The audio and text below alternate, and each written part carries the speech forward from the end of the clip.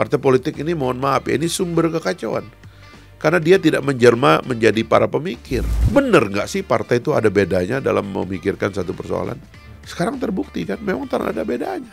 Kemarin ngomong dinasti, sekarang undang Kaisang ke kantornya. Kita merdeka sama dengan Cina, sama dengan Malaysia, sama dengan Korea Selatan. Harinya hampir sama dengan Korea Selatan itu. Dengan Singapura malah belakangan. Dengan Taiwan, kita bareng, tapi ini orang pertumbuhan ekonomi dan per kapita income-nya sudah 4 kali, 5 kali lipat dari kita. Kita masih miskin. Dulu kita pernah lebih kaya dari beberapa negara itu. Sekarang kita masih miskin. Sumber daya alam kita banyak. Ini apa? Nah, Indonesia ini mau jadi apa? Kita mau tetap jadi negara kacau, ya kan? Kelihatan kacau, dilihat kacau dari luar. Sehingga nggak ada orang berani investasi, ya kan? Paling investasi itu dijamin oleh oligarki, oleh informal power.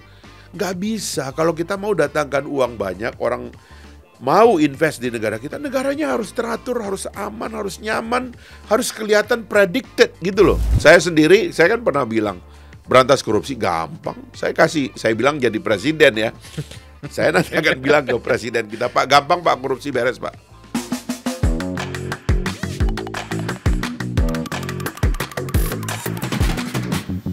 Fahri Hamzah, Bang Fahri. Siap. Terima kasih sudah hadir di Asumsi di Segelas. Kasih. Lama banget kita nggak ketemu Bang ya. Kita ini kayaknya seperti orang yang saling merindu ya. Saling merindu. Karena ketemunya jarang-jarang gitu. Tapi kalau ketemu banyak yang diceritain Bang. Dan peristiwanya unik-unik. Hari terakhir saya di DPR. Iya. Waktu itu kemudian kita pergi gerilya gitu ke tempat Anda podcast tuh. Rumah di sesuatu tempat yang tersembunyi. Ini sekarang pindah lagi, Bang. Sekarang udah pindah lagi, gerilyawan ini. Dan yang lucu adalah, Bang, kalau menurut saya nih, Bang ya, menurut saya tuh hampir nggak pernah sebenarnya berada di spektrum politik yang sama Bang. Sebenarnya ya di berbagai masa nih. Tapi entah kenapa saya suka banget ngobrol sama Bang Fahri. Kenapa ya? Karena saya merasa bahwa kalau mau jadi seorang seorang kontrarian, seorang polemisis gitu yang bisa membuat polemik dari masalah apapun, itu Fahri Hamzah tuh. Dan pertanyaan saya sekarang sama Abang sibuk ngapain aja sekarang? Ya, istirahat lah. Nggak percaya saya Bang. Ada yang nama politisi veteran kayak Fahri Hamzah bilang istirahat, saya nggak percaya Bang. Saya kan membuat pilihan-pilihan ya dalam hidup itu dan dijadwalkan gitu. Mungkin orang jarang yang tahu. Saya bahkan termasuk menulis dalam buku saya itu kira-kira saya mati tanggal berapa gitu, tahun berapa gitu. Karena itulah kemudian membuat saya lebih terarah untuk mengatur umur sekian lakukan ini, umur sekian lakukan ini gitu. Nah, jadi ya, dan saya bersyukur yang kita rencanakan dan kita pikirkan tuh relatif on the right track lah gitu.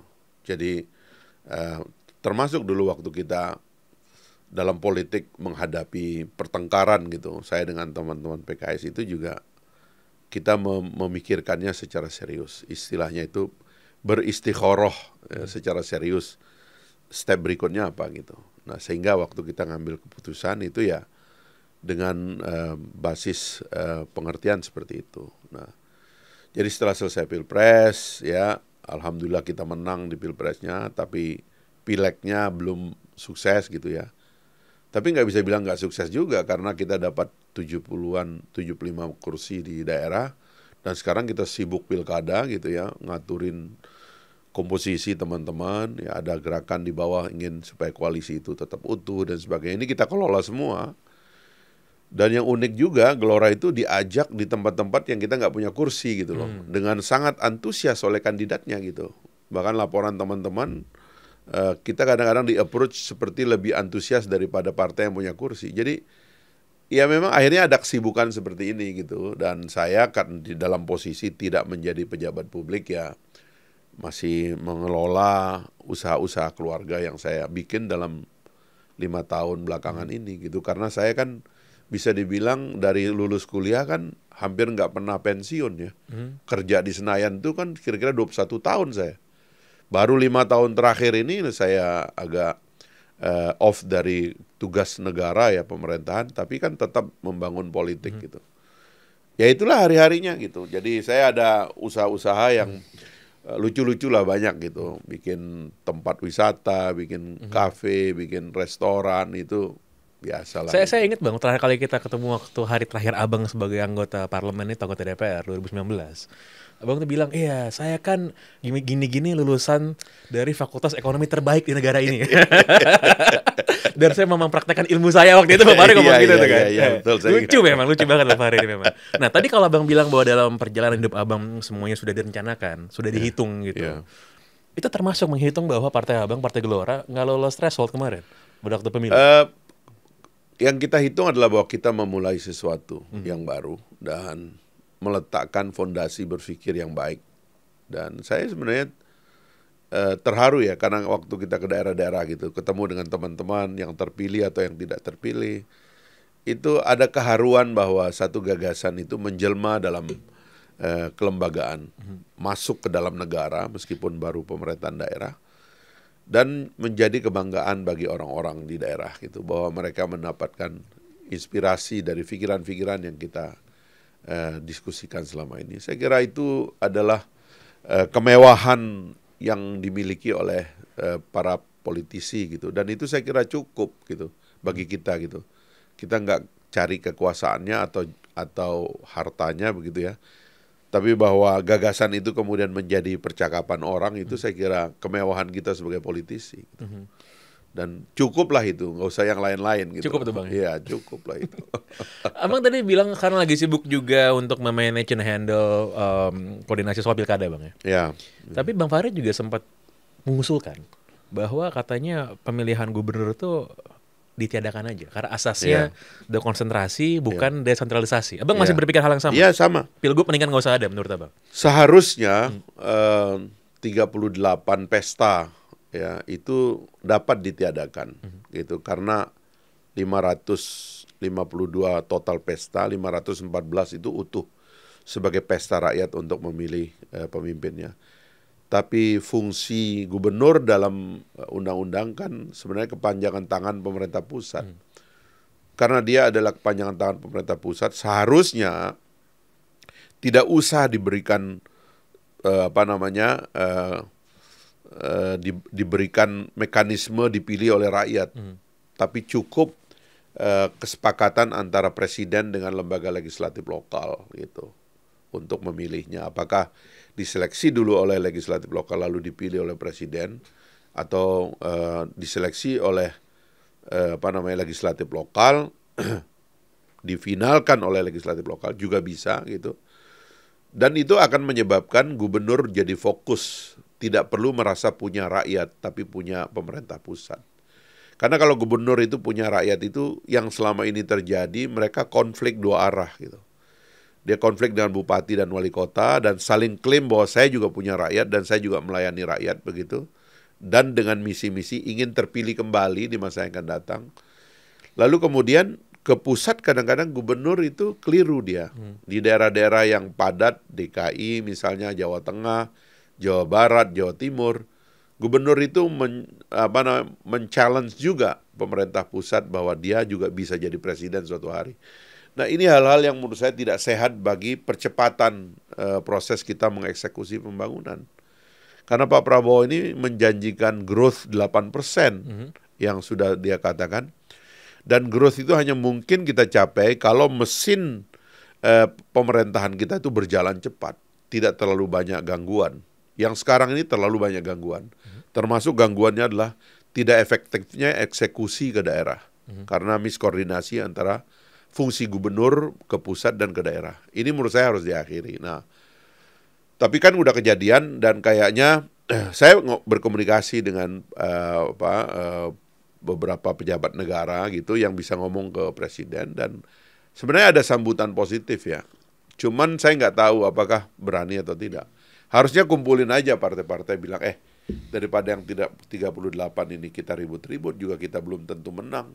Ini adalah sebenarnya instrumennya pemerintah pusat. Kenapa nggak ini kita melalui DPRD aja? Lebih sederhana, lebih cepat, dan nanti declare bahwa Anda tidak punya rakyat, Anda punya pemerintah pusat. Sehingga nanti tugas dia adalah membantu pemerintah pusat dalam rangka membantu pemerintah daerah mensejahterakan rakyat. Cuman itu. Sekarang terlalu banyak itu, berpolitik dia. Dan itu membuat kita nggak cepat jalannya gitu. Ini mesin birokrasi kita ini, ya kan, mesinnya harus diperbaiki, perjalanannya itu harus betul-betul jalannya sudah dibikin baik, ya kan. Kalau kita mau lambat, tergantung sopirnya. Kalau sopirnya kapasitasnya gigi 1, ya dia akan lambat. Tapi kalau ada sopir kapasitasnya gigi 5, kan ini juga harus siap. Nggak boleh di dalam itu ada gangguan. Ya kan, kondekturnya gangguin, ya kan, kenek-keneknya banyak akal, naik turun. Ini nggak sehat, dan kita nggak bisa cepat kayak gitu. Kita akan kalah dengan negara-negara yang speednya tinggi di kawasan kita ini gitu. Nah, ini yang saya kira menjadi dasar pertimbangan. Gitu. Ini salah satu hal paling berbahaya dari Fahri Hamzah itu adalah di awal pertanyaan saya nggak setuju sama pandangannya. Di akhir jawaban iya juga ya.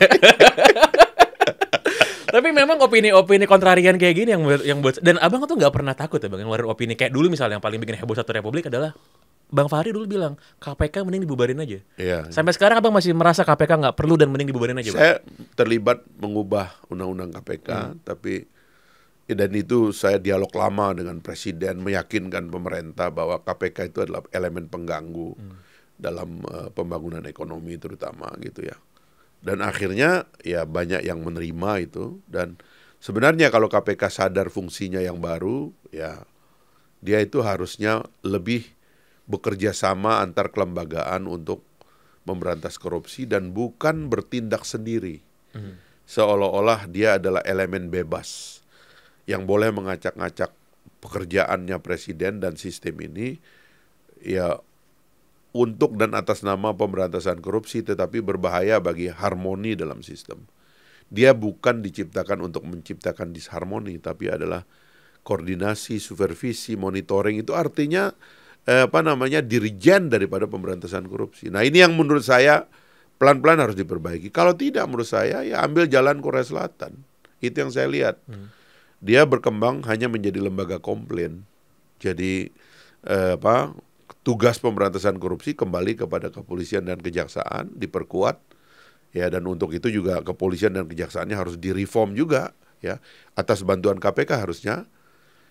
Setelah itu ya komplain terhadap semuanya itu yang dilakukan oleh KPK. Jadi maka kemudian beberapa lembaga komplain harus digabung, Komnas HAM, Ombudsman, ya kan, lembaga konsumen itu bisa digabung menjadi lembaga komplain nasional. Kalau di Korea Selatan namanya Anti-Corruption and Human Rights Commission. Begitu kita landing di Seoul itu ada plang, di situ ada komputer. Begitu lewat imigrasi dia tanya, ya bagaimana pelayanan imigrasi Anda? Ada catatan siapa ini? Itu masuk secara nasional, lalu kemudian mereka menginvestigasi kenapa masalah komplain ini terjadi, sehingga apapun komplain orang, terutama pendatang, sekecil apapun itu ketahuan tiap hari. Bahwa pelayanan publik kita bobrok, bahwa ada sogok, ada suap, ada orang mempersulit perizinan, ketahuan semua, dan itu masuk desk Presiden untuk dicek. Kenapa izin sehari jadi sebulan? Kenapa ini proyek sudah ditandatangani, sudah groundbreaking nggak jalan? Itu ketahuan semua. Sekarang kan banyak yang mangkrak-mangkrak itu yang kita nggak tahu. Karena nggak ada komplain ini gitu, nggak ada saluran komplain. Saya kira itu yang mesti dimodernisasi di Indonesia ini, supaya orang tuh disiplin dengan pelayanan publik gitu. Nah itu saya kira belum ada gitu, belum kuat lah. Nah ini perlu lembaga yang kuat dan dikoordinasi oleh gabungan antara lembaga-lembaga komplain yang ada itu. Gitu. Dari berbagai macam pandangan yang abang berikan ya, barusan itu soal KPK, tadi juga soal Pilgub mending ditiadakan saja dan lain sebagainya. Itu kan opini-opini yang sebenarnya bagi publik opini yang nggak populer bang ya. Ya gitu. Dan akan dengan sangat gampang orang bilang Fahri Hamzah ini satu tidak demokratis, cenderung otoriter, mengembalikan Indonesia ke zaman Orde Baru, pengennya kayak gitu. Pandangan abang gimana? Saya tuh mengerti apa otoriter, apa demokrasi. Dan apa shadow yang nggak jalan itu, ya. Sistem otoriter itu jalan dia, terutama secara ekonomi. Itu yang dilihat oleh China sekarang. Rusia itu katanya kemajuan ekonominya dalam perang pun itu luar biasa, karena negaranya terkonsolidasi. Ini negara otoriter di di Timur Tengah ya, antara Eropa dan Asia ada Turki juga demikian, meskipun Turki sekarang lagi dalam problem kepemimpinan karena Erdogan sulit mencari penggantinya, dan sistem partainya itu tidak bisa menjamin lahirnya orang. Berbeda dengan komunisme. Sistemnya itu karena partai adalah negara, negara adalah partai, akhirnya gampang kaderisasinya. Di kasus Putin dan Erdogan akan jadi masalah. Ada Orban di Eropa Hungaria, gitu, di Hungaria. Ini negara terkonsolidasi berefek baik kepada ekonominya gitu. Sementara di sini ada negara-negara demokrasi lama yang dulu pernah sukses gitu. Amerika, ya kan, Eropa secara umum gitu. Apa yang menyebabkan dua-duanya sukses? Intinya adalah ekonomi. Ekonomi itu uang. Uang itu perlu kepastian. Uang itu senang berada di tempat yang nyaman dan aman. Kalau kata orang pepatah Arab itu, uang itu pengecut katanya. Dia kabur duluan, kalau ada kekacauan, dia baru datang kalau betul-betul aman gitu. Otoritarianisme seperti ini dan demokrasi seperti ini itu menciptakan keamanan yang sama. Demokrasi berbasis kepada sistemnya gitu ya, karena rule of law-nya itu tegak dan ditegakkan oleh para pejabatnya. Di sini karena partainya kuat ya, leadership-nya kuat dan menjamin segala uang yang masuk. Di sini juga demikian gitu.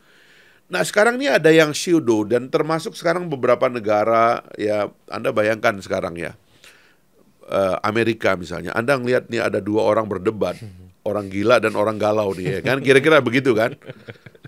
Itu kan mencemaskan itu, dan bayangan saya yang akan menampung uang-uang ini adalah negara-negara yang masih memberi kepastian. Eropa kacau nih sekarang nih, far left menang di Prancis dan bakar-bakar sudah dimulai.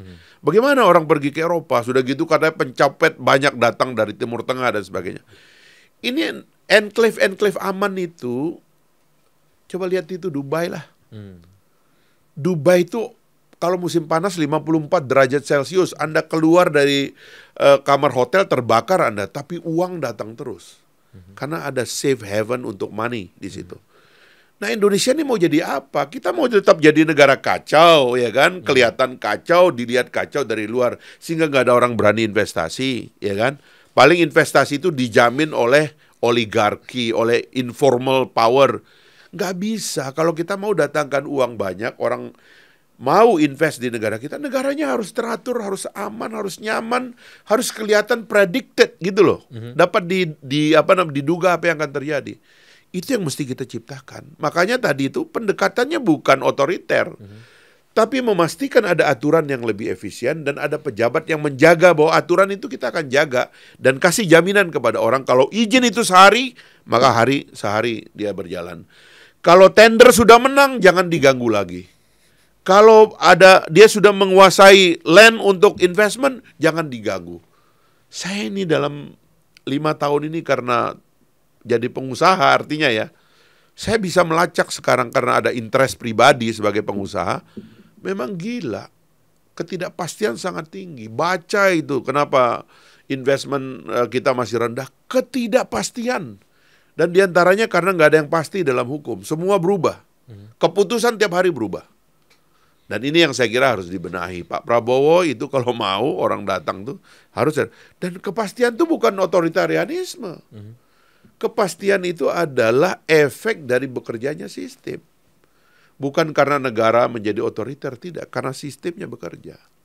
Saya kira itu yang menurut saya ya penting dilakukan ke depan gitu.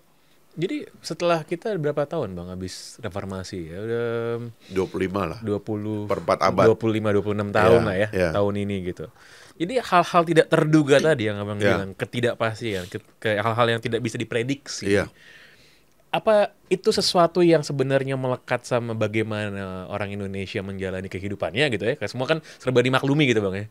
Kan kita kan hidup dalam masyarakat yang serba maklum semuanya. Mau di level elit, di level bawah, semua serba maklum gitu. Atau memang ini sebuah hal ya kita sangat sulit sebenarnya untuk patuh terhadap hukum selama tidak di-enforce dengan power gitu Bang. Masyarakat kita dalam transisi, tapi mengatakan bahwa karena masyarakatnya transisi kita harus otoriter itu tidak benar. Yang penting harus ada komitmen pemimpin bahwa kita akan mengirim kepastian gitu. Kita bisa mendisiplinkan masyarakat dengan 2 cara, dengan kekuasaan pemaksaan atau dengan kesadaran. Semakin beradab suatu bangsa kesadaran menjadi sebab kedisiplinannya, bukan enforcement, bukan power gitu. Nah, itulah sebabnya kita mengarah ke sana. Dan dalam proses kita mengarah ke sana, itulah gunanya kita menyederhanakan sistem. Misalnya, kalau bupati sama tadi yang contohnya, kalau bupati sama gubernur berantem, itu bukan kesalahan rakyat. Itu kesalahan kita sebagai penyelenggara negara, sebagai pemerintah yang menciptakan konflik yang berlebihan. Termasuk, mohon maaf aja, menyederhanakan sistem pemilu begitu. Kita kadang-kadang, ini ekstrim cara berpikirnya ya, kita menyiapkan uang 105 triliun memfasilitasi orang berkelahi. Dan kadang-kadang pola perkelahian itu nggak jelas. Sementara ada negara yang tidak ada ongkos perkelahian seperti ini, growth-nya baik, ekonominya tumbuh, masyarakatnya lebih sejahtera. Jadi mari kita berpikir untuk merekonsolidasi 25 atau seperempat abad perjalanan demokrasi kita ini, bahwa ada hal-hal yang sebenarnya ini sampah dan tidak diperlukan. Ayo kita balikin, kita perbaiki, kita tata. Bagaimana agar kita mengirim sinyal kepada orang, negara ini rakyatnya itu disiplin, ya, ada rule of law, ada sistem, dan sistem itu tegak. Itulah yang kita ingin kirim kepada orang gitu, kepada dunia gitu. Nah, itu yang menurut saya penataannya itu harus mulai dilakukan, dan kesadaran ini harus mulai ada di partai politik gitu. Partai politik ini, mohon maaf ya, ini sumber kekacauan. Karena dia tidak menjelma menjadi para pemikir. Apakah termasuk partai Abang juga? Ya, kita baru ya, boleh dikritik juga sebagai partai baru, tapi kritik kami kepada partai karena berhenti menjadi pemikir. Rata-rata menjadi calo kekuasaan dan calo harta, calo uang gitu. Kita mesti kembali partai politik sebagai pemikir.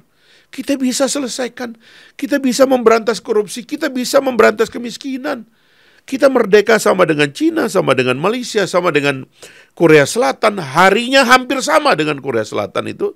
Dengan Singapura malah belakangan. Dengan Taiwan, kita bareng. Tapi ini orang pertumbuhan ekonomi dan per kapita income-nya sudah 4 kali, 5 kali lipat dari kita. Kita masih miskin. Dulu kita pernah lebih kaya dari beberapa negara itu. Sekarang kita masih miskin. Sumber daya alam kita banyak. Ini apa? Kekacauan kita. Bukan nasib. Ini adalah kebodohan kita yang harus kita perbaiki, kita harus berani koreksi. Apa caranya ya kita sepakati gitu loh. Tapi yang jelas, negara harus bergerak cepat, pemerintahan harus efisien, rakyatnya harus cepat sejahtera, kemiskinan harus segera diberantas. Dan itu yang saya kira janji-janji yang kemarin disampaikan Pak Prabowo yang kita nggak bisa berdebat. Kita berdebat ini bertahun-tahun tentang stunting. Tiba-tiba Pak Prabowo bilang, omong kosong nih debat. Kasih makan rakyatnya, kasih makan anak SD, SMP, SMA, kasih makan. Apa ini debat stunting? Makanannya nggak, ya negara tanggung jawab dong, ngasih makan yang baik. Sederhana. Sekarang Pak Prabowo mikirin bagaimana agar peradaban itu diperbaiki, rumah orang harus diperbaiki. Bagaimana Anda orang, banyak berjuta-juta keluarga di Indonesia itu tinggalnya di shelter. Tidak punya toilet, tidak punya dapur. Ini mesti diperbaiki. Berapa sih itu investasi negara yang nggak besar kok. Cuman orang tuh kalau kapitalisme nyari tempat membangun yang untungnya tinggi. Akhirnya semua orang membangun kota. Kotanya jadi mentereng, desa ditinggal. Ya negara tetap akan meninggalkan orang miskin di desa. Dan akhirnya semua orang tuh datang ke kota, numplek di sini, tinggal dan tidur di tempat yang tidak disediakan. Nah, yang begini-begini ini sederhana. Ini ilmu manusia, ini masalah manusia yang sudah diselesaikan oleh orang berabad-abad. Bisa kita selesaikan. Asalkan apa? Itikat baik kita dan introspeksi kita bersama. Mari kita sama-sama ambil bagian dalam itikat baik ini. Saya kira itu bisa itu, Bung. Jadi jangan pesimis karena kita bisa lakukan. Saya sendiri, saya kan pernah bilang, berantas korupsi gampang. Saya bilang jadi presiden ya. Saya nanti akan bilang ke presiden kita, Pak, gampang Pak, korupsi beres Pak. Saya bisa bilang begitu. Asalkan ABCD dilakukan, beres Pak. Kita bisa selesaikan korupsi. Omong kosong nih, ada orang bilang, wah ini korupsi debat sulit. Enggak, gampang kok. Apakah cara pertama untuk bisa berantas korupsi adalah Fahri Hamzah jadi menteri dulu? Enggak harus. Yang penting idenya aja. Apa Bang, coba kalau ada satu aja Bang bisa di-share, berantas korupsi menurut Fahri Hamzah Pertama, nggak ada kuncinya orang apa? mau maling, nggak ada orang mau hidupnya kotor. Orang itu semuanya pengen jadi orang baik. Orang nggak mau mencuri uang negara. Pada dasarnya orang tuh baik. Manusia pada dasarnya baik. Dengan kesadaran itu, tolong fasilitasi supaya orang tuh tetap jadi orang baik. Ini kepala desa, gajinya 2 juta. Ya, dia habis waktu pemilihan kepala desa itu ratusan juta. Bagaimana caranya dia bertahan dengan uang 2 juta sementara dia yang paling tahu di kampung itu orang sakit siapa, orang yang miskin siapa, orang mau kawinan perlu uang ini segala macam siapa. Ya. Saya menghitung-hitung kalau kita kasih gaji kepala desa 10 juta aja, nggak seberapa itu. Bupati wali kota gaji 6 juta. Total take home pay dengan ini itunya 50 juta. Dia keluar ada yang satu kabupaten keluar ratusan miliar dia. Dan ratusan miliar itu dibiayai oleh pengusaha dari belakang layar. Habis itu dia jadi bupati, dia menjadi pelayan pengusaha. Dia tinggalkan rakyatnya. Karena sumber uangnya dari situ. Maling dia setiap hari, melayani orang bisnis saja. Pelayanan publik diabaikan, kekacauan desa diabaikan. Mana bisa orang dedicated. Sekarang kita stop lah. Berapa sih 500 kepala bupati wali kota, kita kasih aja mau 400 juta, mau 250 juta. Cuman berapa miliar sih itu? Ya kan? Nggak sampai bertriliun itu per bulannya kita kasih kepada mereka. Kita kali per tahun dari APBN kita yang 300 triliun, keluarkanlah ini. Saya hitung-hitung kurang dari 20 triliun. Sekedar untuk mengatakan elected official nih jangan maling kalian. Kalian bekerja itu jaminannya sudah ada. Kalian tidur tenang aja. Layani orang pengusaha jangan dipersulit. Orang menciptakan lapangan usaha jangan dipersulit. Kan begitu aja Kak. Sehingga motif desire jelek orang itu pengen mencuri karena ada kebutuhan rumah tangga dan kita tutup, kita stop. Mari kita mulai hidup terhormat, kan bisa itu. Kalau Anda mau terhormat sebagai pejabat negara, gajinya dicukupi. Tapi kalau Anda mau lebih, jangan jadi pejabat negara. Anda jadi pengusaha. Pengusaha itu kayak saya mengalami sekarang. Dulu saya jadi pejabat, cuman dapat uang amplop coklat sekali sebulan, ya kan? Amplop coklat tuh ada 2, kalau nggak gaji itu panggilan KPK. Tapi begitu jadi pengusaha, tengah malam kita terima amplop, tengah malam kita dapat gaji, tengah malam ada transaksi, pagi-pagi udah ada transaksi. Jadi pengusaha. Kalau Anda mau kaya jangan jadi pejabat, jadi pengusaha. Nah ini yang menurut saya, mental-mental ini kan perlu kita perbaiki. Kalau enggak bos, waduh. Nanti di luar mulai skeptis orang, itu dia belum kebagian aja, begini-begini. Bahaya itu kalau kita udah mulai skeptis bahwa kita bisa menjadi bangsa baik, pejabat kita bisa menjadi pejabat baik, itu bahaya sekali. Kita mesti mau memulai contoh-contoh dari para pendiri bangsa kita, bahwa menjadi politisi, pemimpin politik itu bisa kok dibangga-banggakan rakyat, mengharukan. Kalau meninggal banyak yang antar itu. Itu yang kita rindukan sebagai pejabat publik itu gitu loh. Apalagi kan cuman itu. Karena kalau sekali lagi, kalau bukan itu, jangan di sini. Ini berbahaya tempatnya, bos. Godaan tinggi, ya kan? Harus tahu cara mengelola masalah-masalah kita sendiri, tapi pada saat yang sama sumber pemasukannya dibatasi, terutama birokrat. Sumber pemasukannya dibatasi. Karena itu kalau Anda nggak tahan jadi birokrat baik, keluar. Mendingan bikin konsultan di luar, jadi pengusaha. Itu harus didorong, bos. Bang, ini abang kan dari kampus dulu masuk ke politik itu kan langsung Bang. Jadi memang background aktivisme kan. Ya. Nah, abang baru jadi pengusaha itu setelah pensiun. Ya. Lagi-lagi ya Fahri Hamzah pensiun sih saya nggak percaya. Setelah pensiun dari parlemen baru jadi pengusaha. Tapi kan banyak juga Bang pengusaha yang jadi politisi akhirnya dan membawa ya interest bisnisnya sendiri-sendiri. Saya sebenarnya mulai bisnis itu begitu lulus. Ya. Saya lulus S1 tahun 97. Tapi kemudian lanjut ke S2 karena saya mengajar di program extension membantu almarhum Pak Setiawan dulu di UI. Habis itu ya karena kita ngajarnya itu di program swastanya di UI. Jadi saya sambil bikin konsultan dengan teman-teman. 98 reformasi ya. begitu Pak Harto jatuh, saya diminta Pak Habibie masuk ke MPR. Nah, saya mulai berpikir nih, ini ada karir masuk negara lah kira-kira. Usaha yang baru kita mulai, saya konsolidasi. Nah, tetapi karena MPR itu waktu itu ya belum permanen ya, itu posisi yang musiman itu, karena MPR itu dulu ada anggota yang merupakan bukan anggota DPR dan DPD, tapi orang dari luar gitu. Beda dengan sekarang, anggota MPR hanya dari anggota DPR dan DPD, dan dua-duanya ini adalah pejabat aktif. Kalau dulu MPR bukan pejabat aktif, jadi saya masih ada waktu lah konsolidasi. 2004 begitu saya jadi pejabat, saya tutup semuanya, bukan tutup, saya kasih ke orang semuanya, dan saya fokus sebagai pejabat gitu. Nah, menurut saya pilihan itu harus dibuat, ya. Jadi kalau Anda menjadi pejabat publik, please, ya, jangan jadi pengusaha. Dan kalau Anda jadi pengusaha, jadilah pengusaha yang sebanyak-banyaknya dan bayar pajak sebanyak-banyaknya kepada negara. Begitulah negara itu kita atur.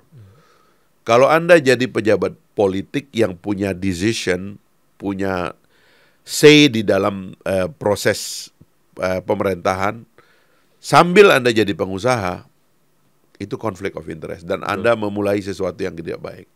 Nah, sebaiknya kita mulai pisah itu gitu. Saya kira itu harapan saya juga ke depan gitu. Dan di DPR saya sering mendorong itu. Saya malah dulu pernah negur ketua DPR tuh karena suka terima tamu yang menurut saya itu bukan pejabat ya. Di ruangannya saya bilang, "Pak, jangan terima beginian di sini, Pak, nanti Bapak jadi masalah." Gitu. Saya suka bilang begitu-begitu sama teman-teman saya gitu, karena menurut saya itu harus dipisah gitu.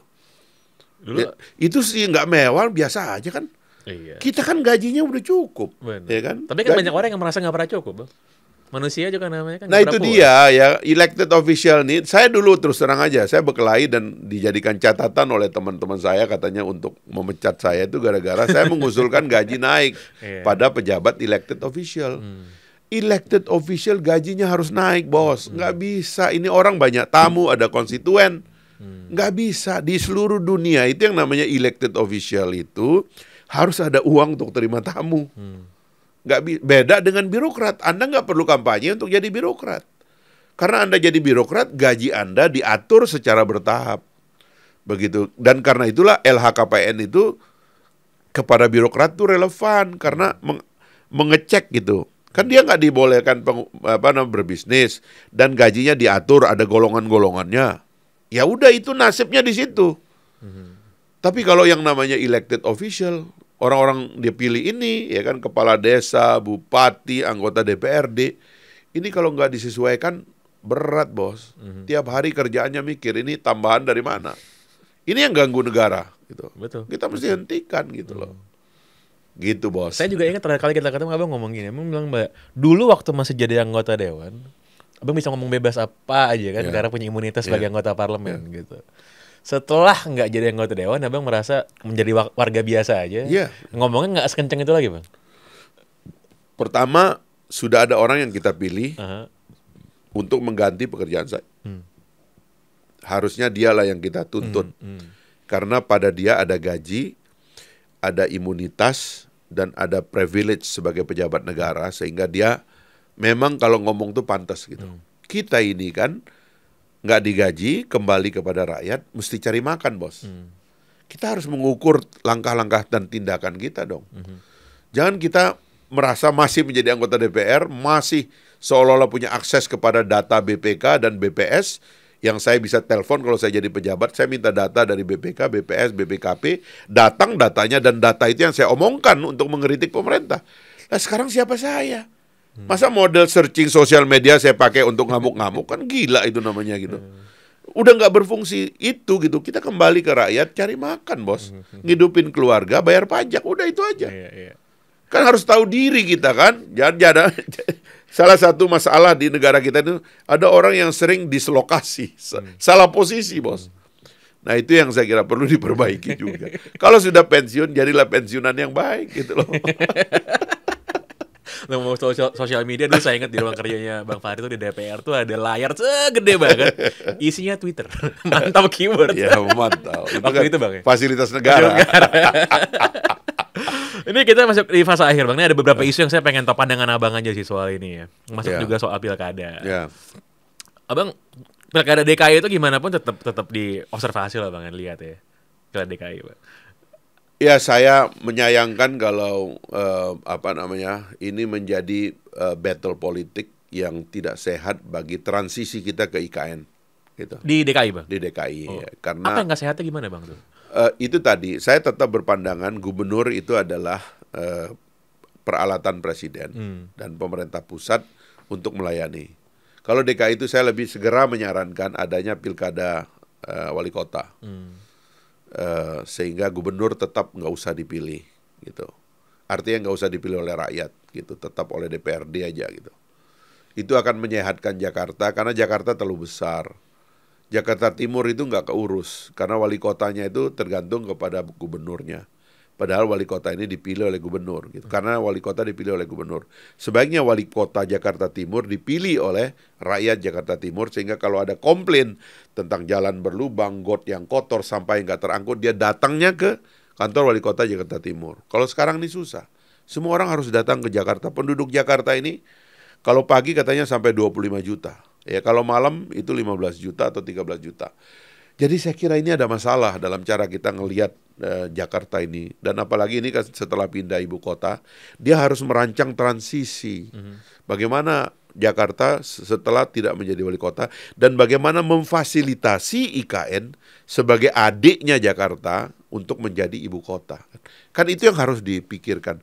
Tapi kalau pikirannya nanti ini orang mau jadi gubernur Jakarta karena 2029 ingin menantang presiden yang sekarang atau paling tidak menjadi wakilnya presiden yang sekarang, itu repot. Karena dia nggak akan melayani rakyat, dia akan berdandan 5 tahun, bos. Tapi bukankah semua orang yang mau maju di DKI itu pikirannya itu semua, Ya Bang? itu dia, kan itu harus dipotong. Kita yang harus memotong. Desire seperti ini keliru, nggak boleh dibiarkan. Ini mengorbankan rakyat Jakarta. Coba lihat itu. Banjirnya nggak diselesaikan, macetnya nggak diselesaikan, perkampungan kumuh nggak diselesaikan, polusi gila-gilaan. Ini gubernur Kenapa? yang mana nih, Bang? Hah? Ini gubernur DKI yang mana nih, Abang maksudnya? Semua gubernur. Oh, gubernur, oke. Karena pada dasarnya yang dia pikirkan itu adalah tangga berikutnya, bukan mikirin rakyat. Dan akhirnya dia bertengkar dengan existing government. Akhirnya dia nggak akrab dengan PU, padahal ini semua kerjaan PU. Nah yang begini-begini nih caranya adalah kita potong, kita stop. Nggak usah ada begituan di sini. Gubernurnya itu dipilih oleh DPRD saja, wali kotanya dan bupati Pulau Seribu itu yang dipilkadakan gitu. Harusnya begitu segera. Kalau saya mohon maaf ya, kalau saya jadi Presiden Jokowi saya perpu ini. Kayak Pak SBY dulu memperpu pilkada itu bisa kok gitu. Kasihan nanti pemerintahnya kalau yang terpilih ini tokoh oposisi. Sementara presiden terpilih masih tinggal di Jakarta, kerjaannya saban hari mantang gitu bersama rakyat. Capek, bos. Padahal rakyatnya nggak dapat apa-apa karena semua proyek DKI datangnya dari Jakarta juga, dari Indonesia juga, dari pemerintah pusat gitu. Jadi maksud Abang kalau ada gubernur DKI nanti jangan nantang-nantang pemerintah pusat gitu, Bang?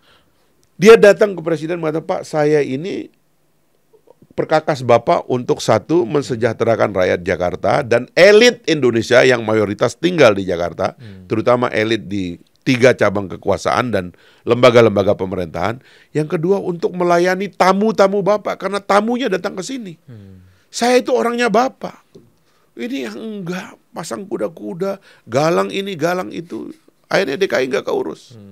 Saya dari tadi mikir-mikir sih, Bang. Siapa kira-kira gubernur DKI yang tidak bekerja sama dengan existing government? Cuma ada satu nama sih, Bang. Anyway, jadi Partai Gelora di DKI lagi ngeliatin siapa, Bang? Buat calon, Bang? Pokoknya yang visinya kayak tadi itu. Gitu. Ya, Mas Kesang maksudnya? Kalau ada yang kayak gitu, itu yang lebih kita dukung. Ya itu kan Mas Kesang, Kang Emil gitu. Ya terserah lah. Kita kan nggak punya kursi, bos. Tahu diri juga. Nggak punya kursi, tapi aksesnya elit nih. Nah, gimana kalau lang-lang, Bang? Ini kita singkat-singkat aja, Bang ya. Gimana kalau fenomena artis diusulkan tanpa background kebijakan publik ya? Artis diusulkan jadi kepala daerah.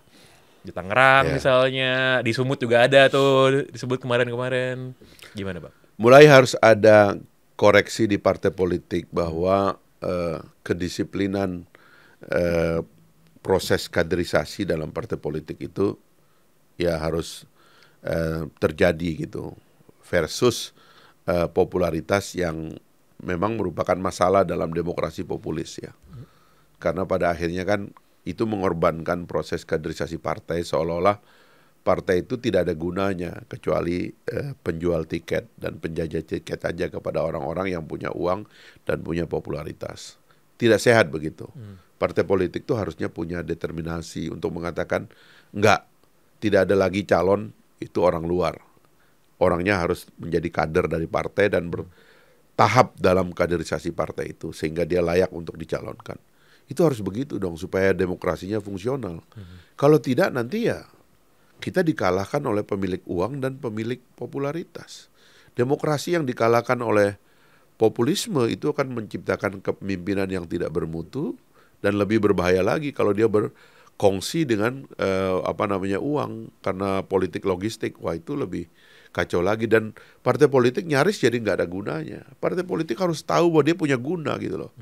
Ini yang kadang-kadang partai politik nggak sadar bahwa kita itu punya guna. Kita mengkader orang, melatih orang, pertama gagasannya kita latih, ideologinya kita latih, kedua kita kasih ide bagaimana cara ngelola negara, ngelola pemerintahan, ngurus rakyat. Barulah dia dikasih jabatan-jabatan sesuai pengorbitan yang ada melalui mekanisme politik yang ada gitu. Ini nggak pasrah aja nyari siapa yang populer. Ternyata begitu disurvei yang populer ya mohon maaf artis semua. Iya, dan ini kan bikin orang jadi bertanya-tanya apakah ya ini partai sebenarnya mikirin siapa sih? Mikirin diri sendiri kalau gitu. Berarti kalau partai Gelora nggak mau tuh Bang ya majuin artis ya? Makanya saya ada sempat berpikir ya, ini partai-partai ini perlu diajak mikir, kalian ini masih ngerti nggak sih gunanya partai politik gitu loh. Kalau nggak kan nggak perlu ada kita bos. Makanya dulu saya bilang kan, harusnya tahapan dalam pemilu itu di 3.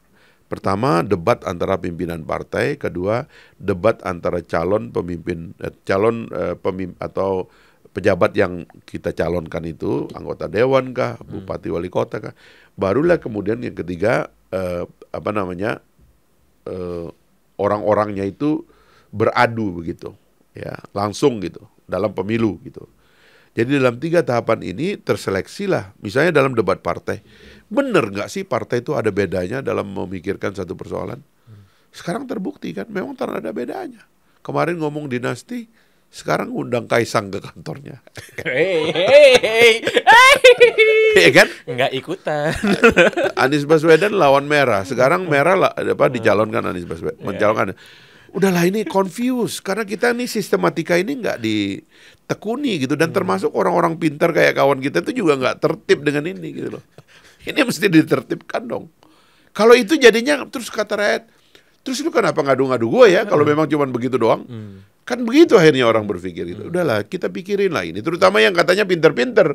Ini kan masuk akal nih kalau kita pikirkan gitu. Nah itu ajakan saya kepada yang bersangkutan.